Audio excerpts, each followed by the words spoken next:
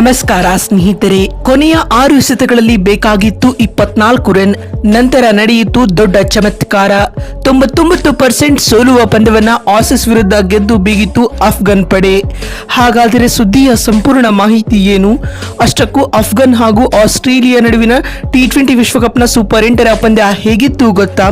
ಹೀಗೆ ಇದರೆಲ್ಲದರ ಬಗ್ಗೆ ಇವತ್ತಿನ ಈ ಒಂದು ವಿಡಿಯೋದಲ್ಲಿ ತಿಳಿಸ್ಕೊಡ್ತಾ ಹೋಗ್ತೀನಿ. ಹೀಗಾಗಿ ದಯವಿಟ್ಟು ಈ ವಿಡಿಯೋವನ್ನ ಕೊನೆವರೆಗೂ ನೋಡಿ ಸ್ನೇಹಿತರೆ.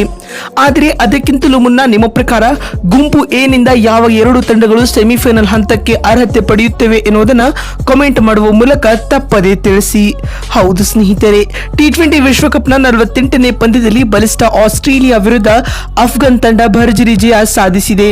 ರಣರೋಚಕ ಹೋರಾಟಕ್ಕೆ ಸಾಕ್ಷಿಯಾಗಿದ್ದ ಈ ಒಂದು ಪಂದ್ಯದಲ್ಲಿ 21 ರನ್ಗಳ ಗೆಲುವು ದಾಖಲಿಸುವಲ್ಲಿ ಅಫ್ಘಾನ್ ಪಡೆ ಯಶಸ್ವಿಯಾಗಿದೆ. ಕಿಂಗ್ಸ್ಟೌನ್ ನ ವೇಲ್ ಮೈದಾನದಲ್ಲಿ ನಡೆದ ಈ ಪಂದ್ಯದಲ್ಲಿ ಟಾಸ್ ಗೆದ್ದ ಆಸ್ಟ್ರೇಲಿಯಾ ತಂಡದ ನಾಯಕ ಮಿಚೆಲ್ ಮಾರ್ಷ್ ರವರು ಮೊದಲು ಬೌಲಿಂಗ್ ಮಾಡುವ ಆಯ್ಕೆಯನ್ನ ಆಯ್ದುಕೊಂಡರು. ಅದರಂತೆ ಇನ್ನಿಂಗ್ಸ್ ಆರಂಭಿಸಿದ ಅಫ್ಘಾನಿಸ್ತಾನ ತಂಡಕ್ಕೆ ರೆಹಮಾನುಲ್ಲಾ ಗುರ್ಬಾಜ್ ಹಾಗೂ ಇಬ್ರಾಹಿಂ ಜದ್ರಾನ್ ಭರ್ಜರಿ ಆರಂಭವನ್ನ ಒದಗಿಸಿಕೊಟ್ಟರು.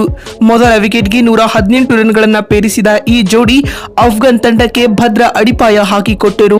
ಇದರ ನಡುವೆ 49 ಎಸೆತಗಳಲ್ಲಿ 60 ರನ್ ಬಾರಿಸಿ ರೆಹಮಾನುಲ್ಲಾ ಗುರ್ಬಾಜ್ ಔಟ್ ಆದರೆ ಇದರ ಬೆನ್ನಲ್ಲೇ 51 ರನ್ ಬಾರಿಸಿದ ಇಬ್ರಾಹಿಂ ಜದ್ರಾನ್ ವಿಕೆಟ್ ಕೈ ಚೆಲ್ಲಿದರು. ಆರಂಭಿಕರಿಬ್ಬರ ಪತನದೊಂದಿಗೆ ಪಂದ್ಯದ ಮೇಲೆ ಹಿಡಿತ ಸಾಧಿಸಿದ ಆಸೀಸ್ ಬೌಲರ್ಗಳು ಅಫ್ಘಾನಿಸ್ತಾನ ತಂಡದ ರನ್ ಗತಿಯನ್ನ ನಿಯಂತ್ರಿಸಿದರು. ಇದರ ನಡುವೆ ಒತ್ತಡಕ್ಕೆ ಒಳಗಾದ ಅಫ್ಘಾನಿಸ್ತಾನ ಬ್ಯಾಟರ್ಗಳು ಪೆವಿಲಿಯನ್ ಪರೇಡ್ ನಡೆಸಿದರು. ಪರಿಣಾಮವಾಗಿ 20 ಓವರ್ಗಳಲ್ಲಿ 6 ವಿಕೆಟ್ ಕಳೆದುಕೊಂಡು ಅಫ್ಘಾನ್ ತಂಡವು 148 ರನ್ ಕಲೆ ಹಾಕಿತು ಸ್ನೇಹಿತರೆ. ಮತ್ತು ಇದೇ ಪಂದ್ಯದಲ್ಲಿ ಆಸೀಸ್ ತಂಡದ ಮಾಜಿ ನಾಯಕರಾದ ಫ್ಯಾಟ್ ಕಮಿನ್ಸ್ ಅವರು ಹ್ಯಾಟ್ರಿಕ್ ವಿಕೆಟ್ ಪಡೆದ ವಿಶೇಷ ಸಾಧನೆಯನ್ನ ಕೂಡ ಮಾಡಿದರು. ಮತ್ತು 149 ರನ್ಗಳ ಸುಲಭ ಗುರಿಯನ್ನ ಬೆನ್ನಟ್ಟುತ್ತಿದ್ದ ಆಸ್ಟ್ರೇಲಿಯಾ ತಂಡಕ್ಕೆ ನವೀನ್ ಉಲ್ ಹಕ್ ಮೊದಲ ಓವರ್ನಲ್ಲಿ ಆಘಾತ ನೀಡಿದರು. ಟ್ರಾವಿಸ್ ಹೆಡ್ ರವರು ಡಕೌಟ್ ಆಗುವ ಮೂಲಕ ನವೀನ್ ಉಲ್ ಹಕ್ ರವರು ಅಫ್ಘಾನ್ ತಂಡಕ್ಕೆ ಮೊದಲ ಯಶಸ್ಸು ತಂದುಕೊಟ್ಟರು. ಇದರ ಬೆನ್ನಲ್ಲೇ ಮಿಚೆಲ್ ಮಾರ್ಷ್ ರವರು 12 ರನ್ ಬಾರಿಸಿ ವಿಕೆಟ್ ಒಪ್ಪಿಸಿದರು. ಇನ್ನು ಡೇಂಜರಸ್ ಡೇವಿಡ್ ವಾರ್ನರ್ ಅವರನ್ನ 3 ರನ್ ಗಳಿಸಿದ್ದ ವೇಳೆ ವಿಕೆಟ್ ಪಡೆಯುವಲ್ಲಿ ಮೊಹಮ್ಮದ್ ನಬಿ ಯಶಸ್ವಿಯಾದರು. ಈ ಹಂತದಲ್ಲಿ ಕಣಕ್ಕಿಳಿದ ಗ್ಲೆನ್ ಮ್ಯಾಕ್ಸ್ವೆಲ್ ಭರ್ಜರಿ ಬ್ಯಾಟಿಂಗ್ ಪ್ರದರ್ಶಿಸಿದರು. ಅಫ್ಘಾನ್ ಬೌಲರ್ಗಳನ್ನ ಮನಸು ಇಚ್ಛೆ ದಂಡಿಸಿದ ಮ್ಯಾಕ್ಸ್ವೆಲ್ 41 ಎಸೆತಗಳಿಂದ 3 ಭರ್ಜರಿ ಸಿಕ್ಸರ್ ಹಾಗೂ 6 ಫೋರ್ಗಳೊಂದಿಗೆ 59 ರನ್ ಬಾರಿಸಿದರು.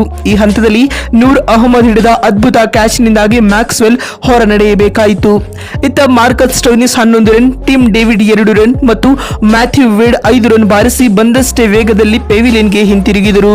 ಈ ಮೂಲಕ ಅಫ್ಘಾನಿಸ್ತಾನ ಬೌಲರ್ಗಳು ಪಂದ್ಯದ ಮೇಲೆ ಹಿಡಿತ ಸಾಧಿಸಿದರು. ಅತ್ತ ಒತ್ತಡಕ್ಕೆ ಸಿಲುಕಿದ ಫ್ಯಾಟ್ ಕಮಿನ್ಸ್ 3 ರನ್ ಗಳಿಸಿ ಕ್ಲೀನ್ ಬೋಲ್ಡ್ ಆಗಿ ಪೆವಿಲಿಯನ್ ಸೇರಿಕೊಂಡರು. ಪರಿಣಾಮವಾಗಿ ಕೊನೆಯ 2 ಓವರ್ಗಳಲ್ಲಿ ಆಸ್ಟ್ರೇಲಿಯಾ ತಂಡಕ್ಕೆ 33 ರನ್ಗಳ ಅವಶ್ಯಕತೆ ಇತ್ತು. ಈ ಹಂತದಲ್ಲಿ ಆಡಮ್ ಜಂಪಾ 4 ಬಾರಿಸಿ ತಂಡಕ್ಕೆ ಗೆಲುವಿನ ಆಸೆಯನ್ನು ಚಿಗುರಿಸಿದರು. ಅದರಂತೆ ಕೊನೆ ಓವರ್ನಲ್ಲಿ ಆಸೀಸ್ ತಂಡಕ್ಕೆ 24 ರನ್ ಬೇಕಾಗಿದ್ದರೆ ಅಫ್ಘಾನಿಸ್ತಾನ ತಂಡಕ್ಕೆ 1 ವಿಕೆಟ್ನ ಅವಶ್ಯಕತೆ ಇತ್ತು. ಅಂತಿಮ ಓವರ್ನ 2ನೇ ಎಸೆತದಲ್ಲಿ ಆಡಮ್ ಜಂಪಾ ಬೌಂಡರಿ ಲೈನ್ನಲ್ಲಿ ಕ್ಯಾಚ್ ನೀಡುವ ಮೂಲಕ ಆಸ್ಟ್ರೇಲಿಯಾ ತಂಡ 19.2 ಓವರ್ಗಳಲ್ಲಿ 127 ರನ್ ಕಲೆ ಹಾಕಿ ಆಲ್ಔಟ್ ಆಯಿತು.